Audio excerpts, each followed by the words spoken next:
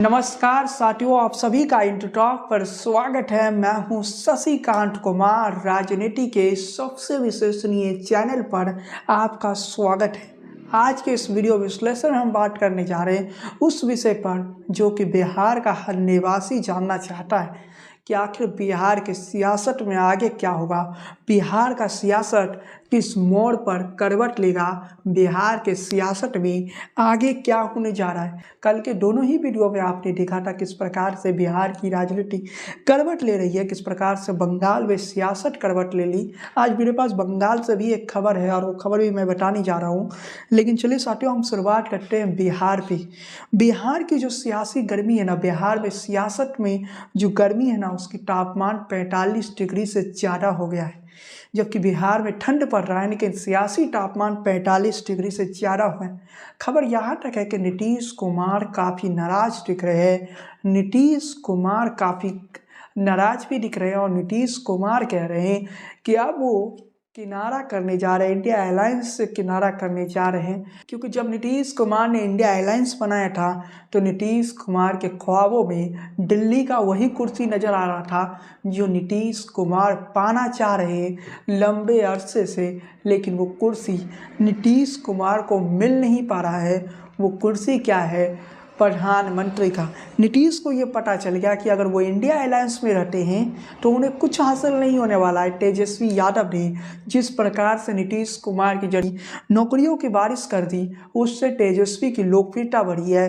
नीतीश कुमार सोच रहे थे कि अगर नौकरियों की बारिश करते हैं तो इससे कहीं ना कहीं जो वैकेंसी आ रही है उससे नीतीश कुमार का नाम बनेगा। लेकिन वह उल्टा लोगों ने तेजस्वी यादव को अपना नेता मान लिए और तेजस्वी के रैलियों में तेजस्वी के रैली में लगातार ही एक तरह से आप कह सकते हैं कि लहर जैसा बन रहा है। और तेजस्वी यादव के प्रति जनता में अब सोच बदल चुका है। एक वो राज्य था जो लालू प्रसाद यादव का राज था, जिसे कथित तौर पे जंगल राज भी कहा जाता था। लेकिन आज की परिस्थिति भी देखें तो तेजस्वी यादव वैकेंसियों की, नौकरियों की बारिश कर दिए हैं। इस कारण से तेजस्वी की छवि बदल गई है। तेजस्वी को अब बिहार की जनता मुख्यमंत्री के तौर पर देखना चाहते हैं। इस बार से नीतीश घबरा गए। नीतीश को लगने लगा जब वो प्रधानमंत्री नहीं बनेंगे फिर वो भी इंडिया अलायंस के साथ रहकर क्या करेंगे। नीतीश को ये डर था कि जिस प्रकार से बिहार में तेजस्वी यादव की लोकप्रियता बढ़ने लगी है और दिल्ली में इंडिया अलायंस की सरकार बनने की कोई उम्मीद नहीं है, तो लास्ट में नीतीश कुमार को ये सत्ता, ये कुर्सी, सब कुछ तेजस्वी यादव को सौंप कर जाना पड़ेगा। और लालू प्रसाद यादव लगातार कोशिश कर रहे हैं कि उनका बेटा तेजस्वी मुख्यमंत्री बन जाए। इन सारे बातों से आप समझ सकते हैं कि इंडिया अलायंस की परिस्थिति क्या है। राम मंदिर का उद्घाटन होता है और राम मंदिर के उद्घाटन के बाद जो सियासी फिजा है ना, वो पूरी तरह से भाजपा में हो गया। खासकर हिंदी पट्टी के राज्यों में बिहार, उत्तर प्रदेश, छत्तीसगढ़, मध्य प्रदेश और राजस्थान, जितने भी हिंदी पट्टी के राज्य है वो पहले से ही भगवा में था, लेकिन अब और ज़्यादा हो गया। इस बात का घबराहट भी नीतीश कुमार के मन में है। और दूसरी चीज़, नीतीश कुमार चाहते थे कि टिकट बंटवारा से लेकर हर जगह नीतीश कुमार को महत्वपूर्ण जिम्मेदारी मिले और नीतीश कुमार को देश का प्रधानमंत्री के उम्मीदवार घोषित किया जाए, जिससे नीतीश कुमार देश के प्रधानमंत्री बनने के सपने भी पूरा कर ले और इंडिया अलायंस की सरकार भी बन जाए। इंडिया अलायंस का जो सूत्रधार रहे हैं, इंडिया अलायंस को बनाने में अगर किसी का महत्वपूर्ण योगदान है तो वो नीतीश कुमार का है और किसी का नहीं। तो आप समझ सकते हैं कि सियासत किस और किस दिशा पे करवट ले चुका है और सियासत किस तस्वीर को किस प्रकार से लिखा जा रहा है। आपसे कुछ ही घंटे से पहले अमित शाह के घर में एक बड़ा बैठक होता है, बीजेपी का बड़ा बैठक होता है और उस बैठक में बिहार के पूर्व डिप्टी सीएम तारकिशोर प्रसाद, रेणु देवी समेत कई बीजेपी के बड़े नेता उपस्थित रहते हैं। बताया जाता है कि बीजेपी ने एक प्लानिंग तैयार कर लिया, अगर नीतीश कुमार पलटते हैं तो बिहार के सियासत में नीतीश कुमार तो मुख्यमंत्री रहेंगे, लेकिन नीतीश कुमार को बीजेपी ये आश्वासन नहीं दे रही है। बीजेपी ने स्पष्ट कर दिया कि हम आपको मुख्यमंत्री बनाकर 2025 के विधानसभा चुनाव तक नहीं रखेंगे। बीजेपी ने नीतीश कुमार के सामने ये ऑफर कर दिया है कि जैसे लोकसभा का चुनाव संपन्न हो जाता है उसके बाद आप मोदी कैबिनेट में शामिल हो जाइए, मोदी कैबिनेट में आ जाइए, लेकिन हम आपको मुख्यमंत्री की कुर्सी लंबे अरसे तक नहीं दे पाएंगे। उधर तेजस्वी यादव भी लोकसभा चुनाव के बाद बिहार में खेला करने की तैयारी कर रहे हैं। मतलब पूरी कहानी और पूरे पहलू को अगर आप समझ जाइए, इस आधार पर समझिए कि नीतीश के हाथ में जो बिहार का सीएम का कुर्सी आज से पहले सुरक्षित माना जाता था। वरिष्ठ पत्रकार ने एक चैनल से बातचीत के दौरान कहा था कि एक बार उनसे नीतीश कुमार से बातचीत हुई थी, तब नीतीश कुमार बड़े नेता नहीं थे, 2 बार चुनाव हार चुके थे। उस दौरान नीतीश कुमार ने एक बात कहा था उस पत्रकार से कि हम सत्ता लेंगे, चाहे जैसे लेंगे, लेकिन सत्ता तो लेंगे और सत्ता लेने के बाद काम करेंगे। वाकई नीतीश कुमार ने सत्ता लिया, जब जरूरत पड़ी तेजस्वी को साथ ले लिया, कभी लालू को साथ लेकर सत्ता के सिंहासन पर काबिज हो गए, तो कभी बीजेपी को साथ लेकर उस सिंहासन और उस सत्ता पर काबिज रह गए। मतलब सीधे शब्दों में आप समझ लीजिए कि नीतीश का सियासी जो राजनीतिक कद है, नीतीश कुमार ने अपना राजनीतिक कद स्वयं बनाए हैं। और खबर आज की भी बड़ी है, आज क्या क्या खबरें आई, आज किस प्रकार से सियासत करवट ली, वो भी मैं बता देता हूँ। तो आज की जो बड़ी खबर ये है कि रोहिणी आचार्य ने एक ट्वीट किया। रोहिणी आचार्य ने क्या ट्वीट किया वो मैं आपको रोहिणी आचार्य ने कहा कि समाजवादी के पुरोधा होने का करता वही दावा हवाओं की तरह बदलती है जिनकी विचारधारा। रोहिणी आचार्य के इस ट्वीट के बाद, इस पोस्ट के बाद पूरी तरह से सियासी फिजाएं बदल गई और बताया जाता है कि बीजेपी से नीतीश कुमार बात करने लगे।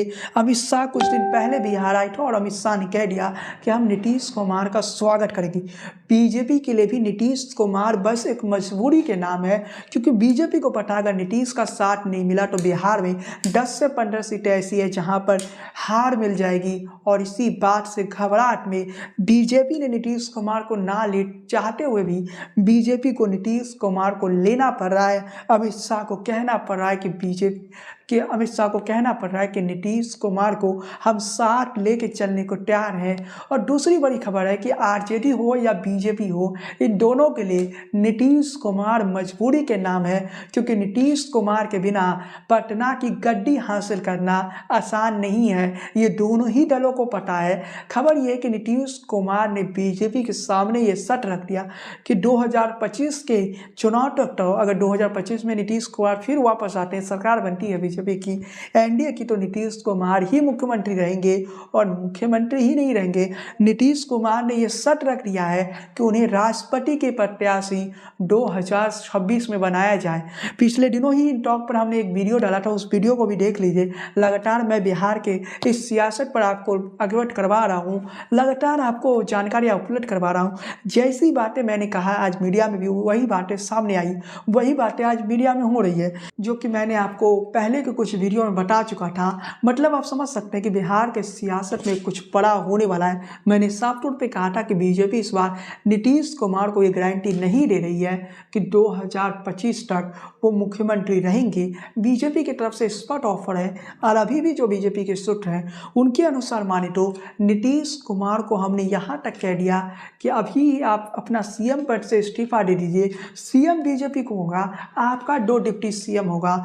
यहाँ तक कहा जा रहा है कि लोकसभा इलेक्शन पास खड़ी है, 1-2 महीने की बात है, तो ऐसे में बीजेपी भी बदलना नहीं चाहती है सीएम का चेहरा। तो नीतीश कुमार को ये ऑफर दिया गया कि आप मई तक, जब तक लोकसभा के नतीजे नहीं आते तो आप तक सीएम बने रहिए। जैसे ही लोकसभा का नतीजा आता है आप केंद्र में मोदी कैबिनेट का हिस्सा बन जाइए। आपका जो अनुभव है, इतने सालों तक बिहार के विकास के लिए आपने महत्वपूर्ण योगदान दिया, आपके वो अनुभव देश के विकास में भी काम आएगा। यहाँ तक कहा जा रहा है कि नीतीश कुमार को डिप्टी प्राइम मिनिस्टर तक का ऑफर दे दिया गया। अभी मोदी कैबिनेट में कोई डिप्टी प्रधानमंत्री, उप प्रधानमंत्री नहीं है, लेकिन खबर मिली है कि मोदी कैबिनेट में ही नीतीश कुमार नहीं रहेंगे, बल्कि नीतीश कुमार को उप प्रधानमंत्री यानी डिप्टी प्राइम मिनिस्टर का भी ऑफर बीजेपी की तरफ से दे दिया गया है कि मई के बाद आपको केंद्र में तो आना ही पड़ेगा, हम अभी आपको बिहार में समर्थन दे सकते हैं। और खबर यह है कि जो आरजेडी के खेमे के मंत्रालय हैं, वो सभी मंत्रालय नीतीश कुमार बीजेपी को देने के लिए तैयार है। ये पूरी बातें जो है, ये पूरी सीक्रेट बातें मैंने आपके साथ शेयर कर दिया। तो नीतीश कुमार को मोदी कैबिनेट में ही जगह नहीं दी जाएगी, बल्कि नीतीश कुमार को डिप्टी प्राइम मिनिस्टर बनाने तक की बात चल रही है। नीतीश कुमार को कहा गया मई तक आप बिहार में रहिए, उसके बाद तो आपको दिल्ली आना ही पड़ेगा। नीतीश ने कह दिया नहीं जनाब, हम दिल्ली नहीं जाएंगे, 2026 तक हम बिहार के मुख्यमंत्री रहना चाहते हैं। और खबर ये है कि नीतीश कुमार दिल्ली नहीं जाएंगे। नीतीश कुमार ने बीजेपी के सामने ये शर्त रख दिया कि वो बिहार नहीं छोड़ेंगे, तब तक नहीं छोड़ेंगे जब तक राष्ट्रपति चुनाव ना आ जाए। राष्ट्रपति चुनाव के बाद वो अपनी राजनीति के रिटायरमेंट की ओर बढ़ जाएंगे। वहीं बीजेपी को ये डर है कि अगर वो फिर से नीतीश कुमार को सीएम बनाते हैं, फुल टाइम सीएम बनाते 2025 में, वो किस चेहरे को लेकर जाएंगे? क्या नीतीश कुमार के चेहरा को लेकर आज के दौर में जनता के बीच जाइएगा? जो पल पल में दल बदलते रहते हैं, उस नेता को क्या जनता भाव देगी? जवाब है नहीं। उस समय की परिस्थिति ऐसी होगी कि जनता नीतीश कुमार को शायद मुख्यमंत्री ना सुने, वो भी उस स्थिति में जब तेजस्वी की लोकप्रियता लगातार बढ़ रही है, जब तेजस्वी यादव को नौकरी देने वाला नेता के तौर पर जाना जाता है। तेजस्वी ने कुछ ही महीनों में वो काम कर दिया जो नीतीश कुमार का ही सिर दर्द नहीं हो रहा है, बल्कि बीजेपी के लिए भी मुश्किलें खड़ी कर दी। तेजस्वी ने जो नौकरी दे दिया, उसके बाद तेजस्वी यादव की लोकप्रियता, तेजस्वी कहते भी हैं कि उनकी पार्टी A to Z वाली पार्टी है, मतलब सभी जातियों के लिए। और तेजस्वी ने जो सरकारी नौकरियाँ दिया वो सभी जातियों के लिए बांटी गई। और इन सारे विषयों को जब आप देखेंगे तो एक तरफ नौकरी बेद तेजस्वी है जो लगातार नौकरियां दे रहे हैं, दूसरे तरफ वो नीतीश कुमार जो सियासत में हाशिए पर पहुंच चुके हैं। नीतीश को ये पता है कि अगर तेजस्वी के साथ इंडिया अलायंस में रह जाते हैं तब भी उनके पास मौके नहीं हैं, तब भी उनके पास समय नहीं है, क्योंकि जैसे ही लोकसभा इलेक्शन समाप्त होगा, लालू प्रसाद यादव तेजस्वी का राज तिलक कर देंगे और तेजस्वी बिहार के मुख्यमंत्री बन जाएंगे। इसके पास क्या विकल्प है? मान लेते हैं कि बीजेपी ये कह देती है, अभी तक तो नहीं मानी है बीजेपी, आगे का पता नहीं, बीजेपी ये कह देती है कि हम आपको 2025 तक सीएम बनाकर नहीं रखेंगे, तब नीतीश के पास क्या विकल्प बचा है? तो आपको ये बताते रहिए, तब नीतीश कुमार के पास जो विकल्प बचा हुआ है वो विकल्प ये है कि नीतीश कुमार कहीं ना कहीं विधानसभा को भंग कर सकते हैं और लोकसभा और विधानसभा चुनाव को साथ में करवा सकते हैं। और खबर ये है कि नीतीश कुमार इस परिस्थिति की ओर बढ़ भी रहे हैं। और नीतीश कुमार जो हमारे सूत्र हैं वो ये बता रहे हैं कि नीतीश कुमार के पास कोई विकल्प नहीं बचता है, क्योंकि नीतीश को ये डर है कि तेजस्वी की जिस प्रकार से लोकप्रियता बढ़ रही है, उसके बाद आज नहीं तो कल तेजस्वी यादव बिहार के मुख्यमंत्री बन जाएंगे। और नौकरी भले ही नीतीश कुमार, भले ही इस नौकरी में ये कहा जा रहा है कि इंडिया अलायंस की महागठबंधन की सरकार है, महागठबंधन की सरकार आने के बाद नौकरियों की बरसात हो गई, नौकरियों की बारिश हो गई, लेकिन जनता में ये मैसेज जा रहा है कि तेजस्वी ने वादा किया था और ये वादा तेजस्वी यादव पूरा कर रहे हैं। मतलब समझ लीजिए कि नीतीश कुमार के पास अब कुछ नहीं बचा। नीतीश कुमार अपने सियासी हाशिए पर पहुंच चुके हैं और नीतीश कुमार के पास यहाँ से एक ही विकल्प बचा है, या तो वो बीजेपी के साथ जाए, और बीजेपी के साथ जाए तो अपने सटों के मुताबिक जाए, ना कि बीजेपी के सटों के मुताबिक। नीतीश को अगर डिप्टी प्राइम मिनिस्टर बना भी दिया जाता है, नीतीश को अगर केंद्र में बेहतर मंत्री दे भी दिया जाता है, तो नीतीश का अपना सियासी जमीन जो बिहार में है वो सियासी जमीन तो नहीं बच पाएगा। नीतीश कुमार की पार्टी जेडीयू राजनीतिक तौर पे हाशिए पर है, उस जेडीयू का सियासी जमीन का, उस जेडीयू का सियासी बजट तो नहीं बच पाएगा।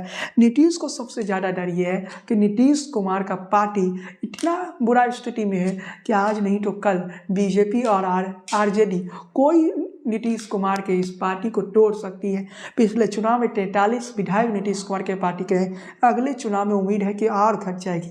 मतलब नीतीश कुमार अपने सियासी हाशिए पर है और नीतीश इस सच्चाई को जानते हैं। दूसरी सूरत में आरजेडी जेडीयू को तोड़ सकता है, कांग्रेस लेफ्ट का सरकार बना सकता है। खबर यह है कि ऐसी परिस्थिति हो सकती है कि आरजेडी जेडीयू को तोड़ दे और इसमें मदद कर सकते हैं ललन सिंह, जो कि आरजेडी के साथ लाने में महत्वपूर्ण भूमिका निभाए थे। अब पूरी गणित को समझिए, पूरी सियासी गणित को समझिए। ऐसी अटकलें बहुत लगाई जा रही कि आरजेडी के खेमे में 122 के जादोई आंकड़े तक पहुंचने के लिए जेडीयू के 8 विधायकों को साधने की कहावत कर रही है। 243 सीटों में बिहार विधानसभा में आरजेडी कांग्रेस प्लस लेफ्ट की सीटों का जो आंकड़ा है वो 114 तक पहुंचता है। मतलब बस 8 विधायकों की जरूरत है, यानी आरजेडी अपने दम पर सरकार बना सकता है, बस 8 विधायकों की जरूरत है। आरजेडी इन्हीं 8 विधायकों के लिए संघर्ष कर रहा है। आरजेडी को जीतन राम मांझी की पार्टी के हम के 4 विधायकों की सपोर्ट मिल सकता है। इसके अलावा एक विधायक ओबीसी का पार्टी का है, वो भी आ सकते हैं। खबर यहाँ तक है कि एक निर्दलीय विधायक भी आरजेडी के साथ आने के लिए यहाँ भी बढ़ सकते हैं। बचा 2 विधायक, अब 2 विधायक का कमी आरजेडी कैसे दूर करेगा? आरजेडी को 8 नहीं, असल में 2 विधायकों की जरूरत है, क्योंकि जो सियासी परिस्थिति है ना, जीतन राम मांझी को आप कम मत समझिए। मांझी जी आ जाएंगे, बस थोड़े से मंत्री पद उन्हें मिल जाए तो वो आ जाएंगे और मांझी जी को आने में देरी नहीं लगेगा। इसके अलावा 2 विधायकों की कमी पड़ रही है, और 2 विधायकों की कमी कैसे पूरी होगी, इस पर आरजेडी फोकस कर रही है। और लालू प्रसाद यादव का जो टीम है वो भी इसी पर फोकस कर रही है। बताया जाता है कि लालू प्रसाद यादव ने कहा था कि इंडिया अलायंस को लोकसभा तक ऐसे रहने दिया जाए, लेकिन लोकसभा चुनाव के बाद खेला करेंगे और लोकसभा चुनाव के बाद नीतीश कुमार का पटना से विदाई का रास्ता साफ कर दिया जाएगा।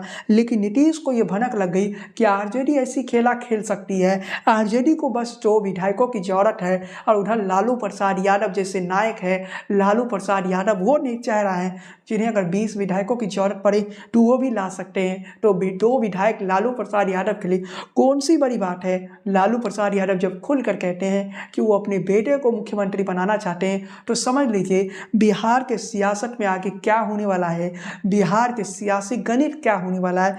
मतलब यह समझ लीजिए कि ऐसा भी हो सकता है कि नीतीश कुमार जो अभी बीजेपी के साथ अड़े हुए हैं सौदे में कि हम केंद्र में मंत्री नहीं बनेंगे बल्कि बिहार के मुख्यमंत्री बने रहेंगे, ना नीतीश कुमार को कुछ मिलेगा ना ही बीजेपी को कुछ मिलेगा, और जो मिलेगा वो तेजस्वी यादव का राज तिलक हो जाएगा। तेजस्वी यादव बिहार के मुख्यमंत्री बन जाएंगे। नौकरी वीर के नाम से तेजस्वी यादव जाने जाते हैं, युवाओं में लोकप्रिय हैं। अगर तेजस्वी इस सियासी गणित को तेजस्वी यादव पार कर जाते हैं तो समझ लीजिए कि तेजस्वी को बिहार का मुख्यमंत्री बनने से कोई नहीं रोक सकता है। खबर यह है कि लालू प्रसाद यादव के जो करीबी टीम है और लालू प्रसाद यादव का प्लान भी इस विषय पर चल रहा है, प्लान बी पर काम तेजी से चल रहा है, क्योंकि नीतीश कुमार कब करवट बदल लेंगे ये कोई नहीं जानता है। तो नीतीश के करवट बदलने से पहले भी बिहार के सियासत में खेला हो सकता है। तेजस्वी यादव को बस 2 विधायकों की जरूरत है। गणित में बता चुका हूँ कि एक निर्दलीय विधायक का सपोर्ट है और एक ओवैसी के विधायक का मिला ले और 4 जीतन राम मांझी के विधायकों को मिला दे, तो तेजस्वी यादव को कितने विधायकों की जरूरत है? महज 2 विधायक। क्या 2 विधायक लालू प्रसाद यादव नहीं ला सकते हैं? जवाब है आसानी से हासिल कर सकते हैं। इसके लिए लालू प्रसाद यादव को ज़्यादा मेहनत करने की ज़रूरत तो नहीं पड़ेगी। चलिए सर के पड़ोसी राज्य बंगाल की ओर बढ़ते हैं, और बंगाल में भी सियासत करवट ले लिया है। बंगाल में ममता दीदी पलट गई है। बंगाल में ममता दीदी ने ये कह दिया हम 42 सीटों पर चुनाव लड़ेंगे। आखिर इसके पीछे के कारण क्या है? ऐसी खबरें हैं कि टीम अमित शाह ने भी एक सर्वे करवाया था, और उस सर्वे के अनुसार ये था कि बंगाल में इंडिया अलायंस अगर बनी रहती है तो परिस्थिति ये हो सकता है कि बीजेपी को 6 सीटें मिलेगी। अभी राम मंदिर का लहर आ गया तो बीजेपी को ज़्यादा से ज़्यादा 12 सीटें मिलेगी। इसी बात का खबरात अमित शाह को होने लगा। उसके बाद ईडी के छापे बंगाल में पड़ने लगे और ममता बनर्जी के भतीजे को कहीं ना कहीं जेल में डालने की तैयारी थी। ऐसी खबरें सूत्रों के माने तो टीम अमित शाह ने ऐसा प्लान तैयार कर लिया था कि ममता बनर्जी के भतीजे को जेल में डाला जाए। इसी बात से ममता बनर्जी को घबराहट होने लगी। ममता बनर्जी डर गई और ममता बनर्जी ने गठबंधन तोड़ दिया। दूसरी खबर ये भी है कि ममता बनर्जी और कांग्रेस के बीच सीटों का जो समीकरण है ना वो नहीं तय हो पा रहा था। कांग्रेस चाहती थी कि वो 10 से 12 सीटों पर लड़े। ममता बनर्जी ये सोची कि 10 से 12 सीटें अगर कांग्रेस को दे देंगे तो फिर ममता के पास क्या बचेगा? कांग्रेस तो देश भर में चुनाव लड़ रही है और कांग्रेस को बंगाल में क्यों 10 से 12 सीटें दिया जाएगा? जिस कांग्रेस की परिस्थिति बंगाल में ये है कि महज 2 सीटों पर कांग्रेस पार्टी जीती है। ममता बनर्जी को ये डर था अगर वो कांग्रेस को 10 से 12 सीटें दे देगी तो ममता दीदी के पास क्या बचेगा। इससे कहीं ना कहीं कांग्रेस को एंट्री ममता बनर्जी बंगाल में देने जा रही है और कांग्रेस को एक महत्वपूर्ण जगह दे देगी। कांग्रेस में ही थी ममता बनर्जी, इससे पहले ममता दीदी भी तो कांग्रेस में थी और कांग्रेस के ही वोटरों को ममता दीदी ने अपने पाले में लाए हैं और फिर कांग्रेस को 10 से 12 सीटें देने का मतलब सीधा था कि आने वाली परिस्थिति ऐसी हो जाती कि ममता दीदी के ही राज्य में कांग्रेस मजबूत हो जाती और ममता दीदी कमज़ोर पड़ जाती। जैसा कि बिहार में नीतीश कुमार ने बीजेपी के साथ लिया और तस्वीर क्या हुई, बीजेपी मजबूत हो गई और नीतीश कुमार सियासत में हाशिए पर पहुंच गए। वो स्थिति ममता बनर्जी अपने साथ नहीं छोड़ना चाहती। फिर अगले चुनाव में कांग्रेस क्या कहेगी कि 21 सीटों पर दीदी आप लड़िए, 21 सीटों पर कांग्रेस लड़ेगी।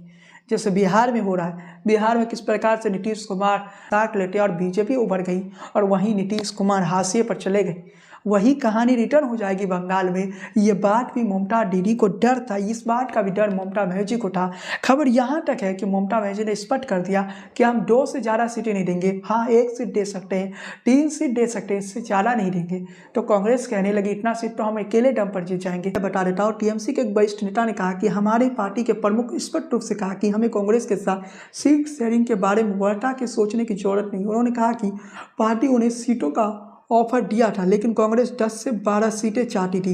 अगर कांग्रेस पार्टी ने सीधे तौर पर कह दिया 10 से 12 सीटें चाहिए। अभी बंगाल में राहुल गांधी का जो न्याय यात्रा है, टीम राहुल गांधी का वो यात्रा निकल रहा है और बंगाल में 30% मुस्लिम आबादी है। 30% मुस्लिम आबादी और 30% मुस्लिम वोटरों पर सीधी नज़र है कांग्रेस पार्टी का और ममता बनर्जी साथ नहीं आती तो टीम राहुल का प्लान स्पष्ट है कि मुस्लिम वोटरों को एक साथ लिया जाएगा और बंगाल में कांग्रेस इतिहास रचना चाहती है। मतलब ममता बनर्जी के साथ नहीं आती। यही चीज़ अमित शाह चाहते थे, राजनीतिक के आधुनिक चाणक्य अमित शाह भी यही चाहते थे कि मुस्लिम वोटर जो है 30% मुस्लिम वोटर है, इसके शेयर होल्डर एक न रहे। इंडिया अलायंस होता तो सब एक साथ आ जाते, इसके शेयर होल्डर अलग अलग में बट जाए और जब मुस्लिम वोटर बट जाएगा तो हिंदू वोट एकजुट होकर अगर बीजेपी को मिला तो सियासी फिजाएं बदल जाएगी। बंगाल के कई जिले ऐसे हैं, बंगाल के कई ऐसे लोकसभा सीट है जहां पर मुस्लिम वोटरों की आबादी 40% है, कई सीटें ऐसी है जहां पर 60% है। उन सीटों की जो तस्वीर होगा वो पूरी तरह से बदल जाएगा साथियों। खैर साथियों, आज की इस वीडियो को हम यहीं समाप्त करते हैं बंगाल के सियासत पे। फिर आपसे बात करेंगे किसी और वीडियो में। बिहार के सियासत तो नई दिशा की तरफ करवट ले ही रहा है, बंगाल की सियासत भी एक नई दिशा की तरफ करवट ले रहा है। खैर साथियों, आज की इस वीडियो विश्लेषण बस इतना ही। चैनल पर पहली बार आए हैं तो सब्सक्राइब वाला बटन दबा दीजिए, बेल आइकन की घंटी को बजाना बिल्कुल ना भूलिए। फेसबुक पेज को फॉलो कीजिए और बने रहिए इन टॉक के साथ, राजनीति के सबसे विश्वसनीय चैनल। जय हिंद, वंदे मातरम।